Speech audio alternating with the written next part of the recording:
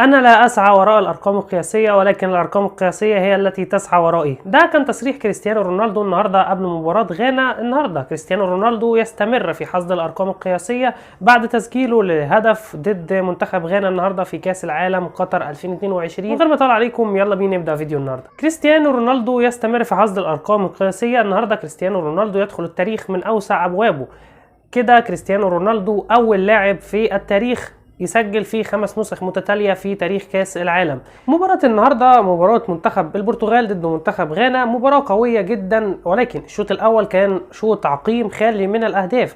الشوط الثاني كان شوط قوي جدا، قدر كريستيانو رونالدو يسجل هدف من ضربة جزاء مشكوك في صحتها. بعد المباراة كثير من الخبراء التحكيميين وناس كتير كانت شاكه في صحه ضربه الجزاء، والخبراء التحكيميين لقنوات بين سبورت اكدوا ان ضربه الجزاء ديت من وجهه نظر الخبراء التحكيميين. حكم جمال الغندور حكم الدولي قال ان ضربه الجزاء ديت ضربه جزاء غير صحيحه وشاكك في صحيه ضربه الجزاء. منتخب غانا النهارده قدم مباراه قويه جدا ضد منتخب البرتغال، قدر ان هو بعد هدف كريستيانو رونالدو قدروا ان هم يعدلوا النتيجه، وكانت النتيجه 3-1 لمنتخب البرتغال، وقدروا في اخر الدقائق ان هم يسجلوا الهدف الثاني، وكان في فرصه قويه جدا وغلطه من حارس مرمى منتخب البرتغال.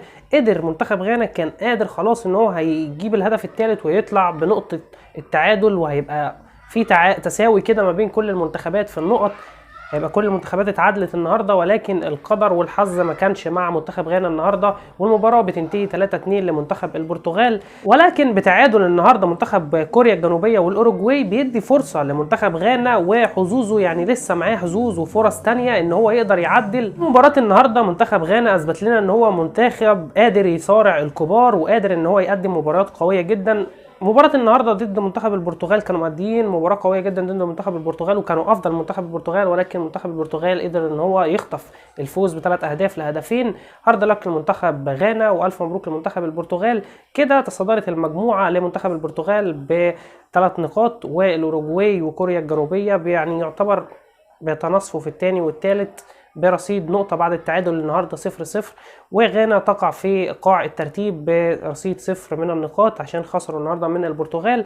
بس شايف أنا إن منتخب غانا قادر إن هو يرجع في المباراة القادمة إن شاء الله ويقدر يعدل النتيجة. بالنسبة للمنتخب البرتغال النهاردة شفنا جواو فيليكس قدم مباراة قوية جدا، ولكن هو مش في أفضل حالاته مع أتلتيكو مدريد، وشفنا رافائيل لياو اللي في أفضل حالاته مع إي سي ميلان وعامل أداء كويس جدا بيشارك ولكن كبديل.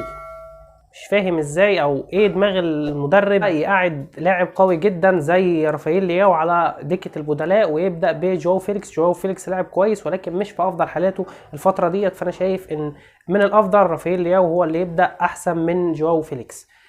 بس يا جماعه بكده يكون خلص فيديو النهارده. لو انت لسه جديد في القناه ما تنساش تدعمنا باللايك، اشترك في القناه وفعل زر الجرس عشان نستمر في نشر المزيد من الفيديوهات. ومن غير ما اطول عليكم